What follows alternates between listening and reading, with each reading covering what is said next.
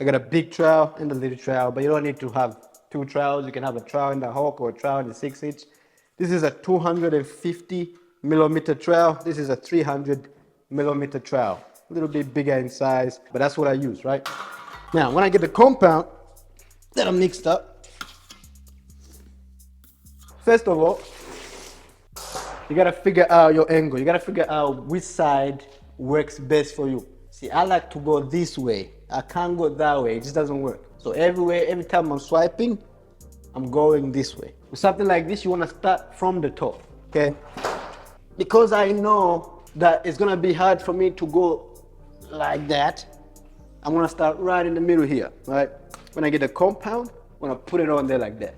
I just wanna feel that, a little bit messy. I'm just gonna feel it real quick. I'm putting it on, and I'm just swiping that, right? Now listen, you can watch a video on how to do externals properly, where I walk you through what I'm doing right now in like very, very detailed steps. But for now, I'm just giving you an idea, right? Get some more, put it on. By the way, I want my first coat to be roughly 150 millimeters, right? Unless it's very open. If the gap is too big, then I might go a little bit wider. But get a little bit of gear like this. You're gonna create the width that you want, right?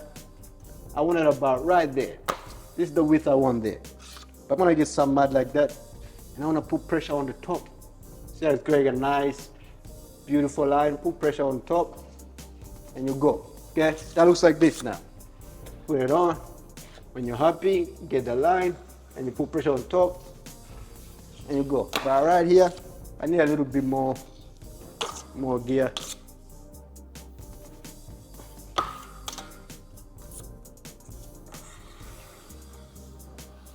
And I'm gonna go.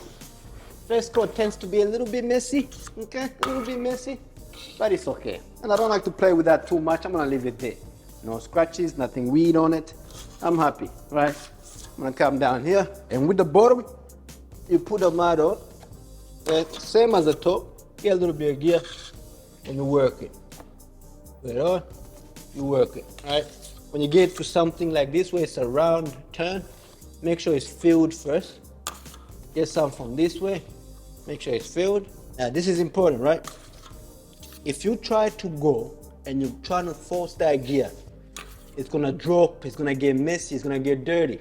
So what you do is, you get a little bit, you do sections, little sections. Little bit again, sections. Every time I'm going for a swap, I get a little bit of mud. Right here I'm turning, see how I'm turning my trowel? That's like that, right? When you're happy with the feel, right? These ones I like to actually feather it, put pressure on one side. You can use a 6-inch for this. I'm just putting pressure on one side. I'm gonna come back this way, no gear, nothing. I just wanna swipe that clean. That's it. Now over here, I'll explain to you why you do sections, right? So I'm gonna put the mud on like I've been doing. Same thing, put some on. I forgot to mention, the minute you mixed that compound, the setting time started, right? So here we got 45 minutes and the time already started. Put some on, do the same thing over here. Right, now this is what happens when you just force it out.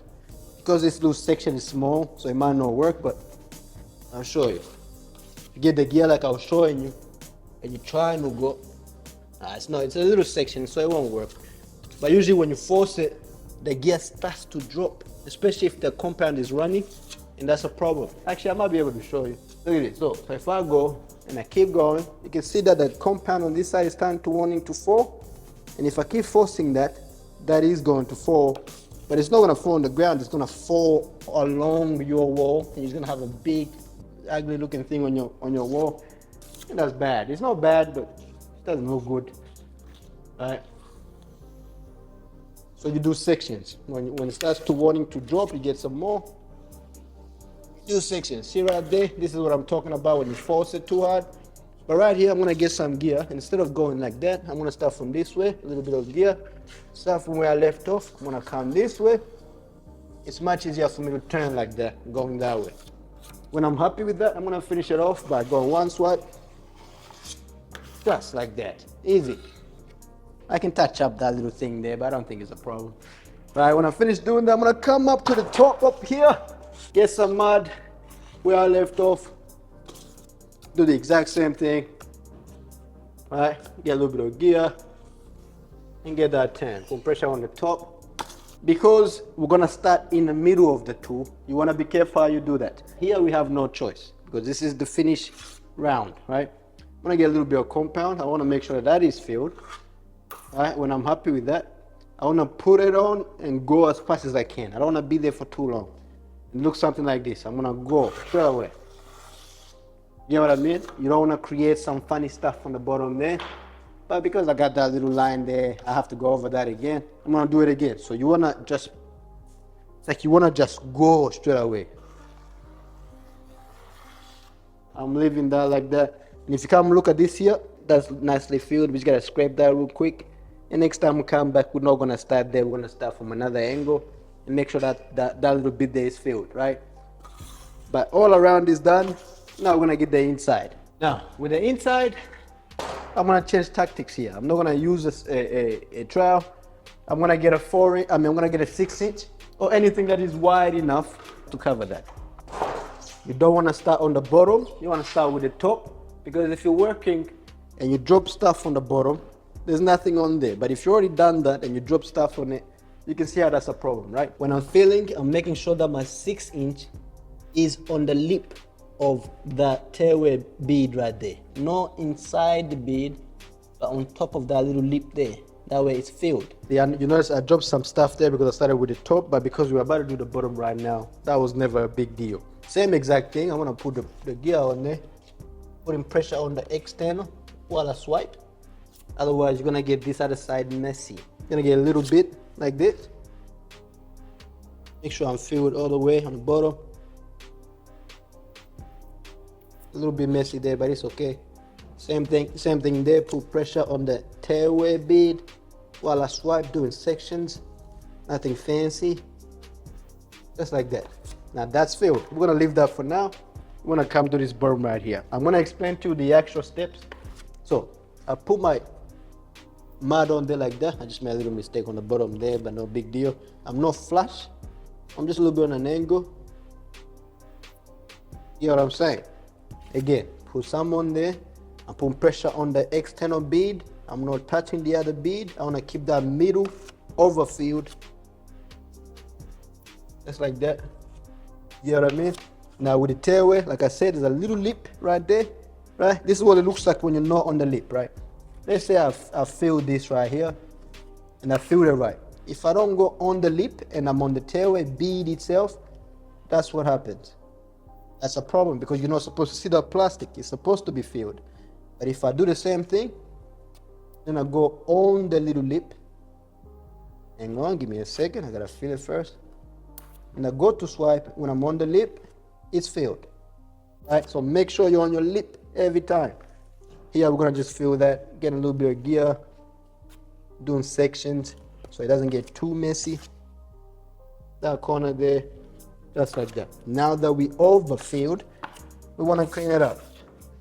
Right? I'm going to get a little bit of gear. The reason why I get gear on my stripper before I go to swipe, even though it's overfilled, is because I don't want that corner to be underfilled in any case whatsoever. Again, we're getting a little bit of rocks right there. Get a little bit of gear. Now, I'll show you something I didn't explain before, right? So if I go to swipe this right here, because this tailway bit on the tailway is there, if I just have my stripper nice and straight, you can see how it wants to go up there, right? And that's a problem. So we want to stay on the lip right there. So what I do is I push it down. Notice that the now it's not up above it, it's below it before I swipe. And then when I swipe, I also go on a little bit of an angle, but I'm still trying to make sure that I'm on my tailway lip there. It looks like this, look. Put a stripper on, it's pushed down, I go on a little angle and a swipe. You know what I'm saying? Same thing, like I just explained with that little tailway bit. Right? Push it and swipe. Nice and easy. I don't like what's going on that bottom there, so I'm gonna feel it a little bit better. make it look okay. Little situation there. We also have a situation over here where I dug it out. Wanna fill that? I'm gonna go over that one more time for good luck. And we're good there. Over here, I can almost leave that like that, but I'm very good at this and I think I can do a good job. So I'm gonna go over that one more time. Notice that that part is kind of overfilled. I did that on purpose. I reckon I'll leave that because I can scrape that nice and easy. And I don't want to have that underfilled, right? Any bits that, you messed up, we can just leave that. It's not a big deal. First coat, we can get in a second coat nice and easy. That right there is how I fill a window. I will do the same thing when I'm second coating. I will do the same thing when I'm topping. The only difference is I go a little bit wider each time. But for sure, that's what I would do in a situation like that. I'm gonna bring you back when it's time to scrape, so I can show you how I scrape. But all the other steps after this are pretty much repetitive until you get to the sanding part, right? So give me a moment, I'll be right back when that's dry and we're gonna scrape it together. Very good. It's been a couple of minutes. This is now dry and I'm gonna quickly walk you through how I scrape it real quick, right? Remember this little section here that we had before and I told you I'll walk you through that? I'm gonna walk you through it so you know how to scrape it. Nice and easy. This is dry enough to scrape, but not too dry that it's hard to scrape. Right? It's actually a little bit drier than I like it, but it should be all good. What we're really doing right now is we're gonna get rid of this crossover here, make that flat, nice and smooth. We also wanna get rid of these little bumps and lumps on the side right there. Another thing that we wanna do too is that we wanna clean this tailway and get rid of all the rocks that's on it.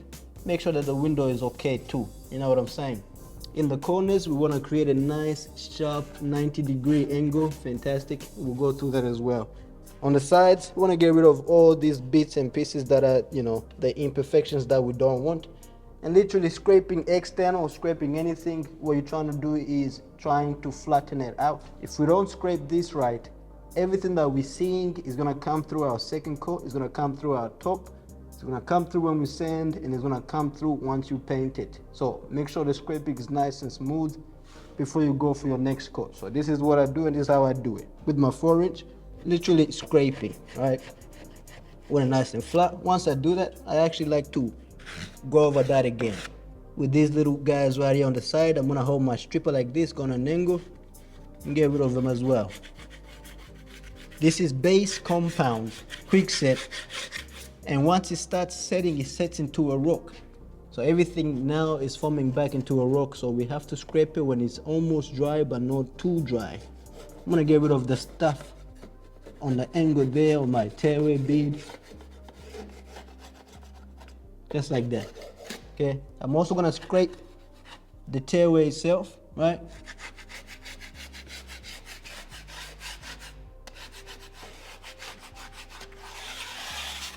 Just like that, nice and easy.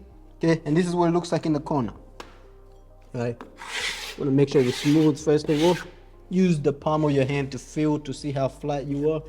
We're gonna come on this side here and we'll do the same thing. Of course, we still gotta second coat this and top coat it.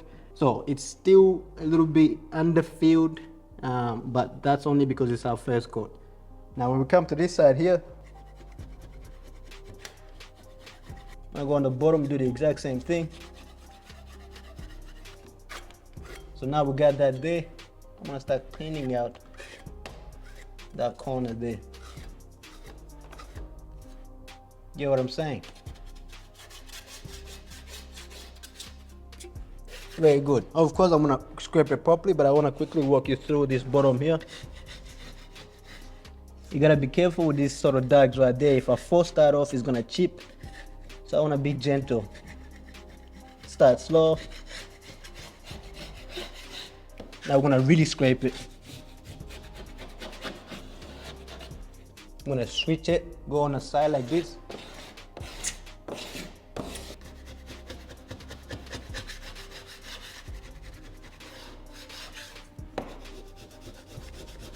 Then I'm gonna go over the whole thing.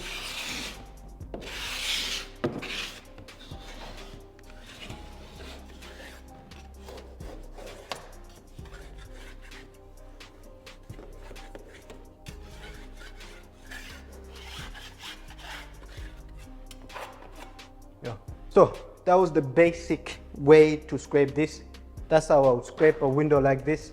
Nice, easy steps. Like I said, this is just to give you a demonstration of how to do this on a window. In the training, you're gonna find that there's videos where I break down the scraping and everything you need to know when it comes to externals. It's just that everything is a little bit repetitive, but for now, that's what I'm gonna give you guys today. I'm gonna finish scraping it, I'm gonna second coat it. Tomorrow I'm gonna come back, I'm gonna top it, and I'm gonna sand. Thank you very much. I hope that teaches you something. I hope you learned something from this. And that's it right there. I appreciate you. I'll catch you in the next video, my G. Thank you.